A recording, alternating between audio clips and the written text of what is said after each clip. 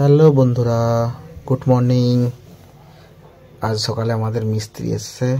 এই যে মিস্ত্রি বাবু ডিজাইন বললো, কি করব। আমি তখন বললাম একটা ডিজাইন সিম্পলের মধ্যেই বলি ইট কাটিং ডিজাইন করো, মানে ইটের মতন দেখতে ডিজাইনটা, ইট কাটিং যাকে বলে, মানে মনে হবে যেন ইটের মতন, মানে খাঁজ কাটা ওই ডিজাইনটাই বললাম।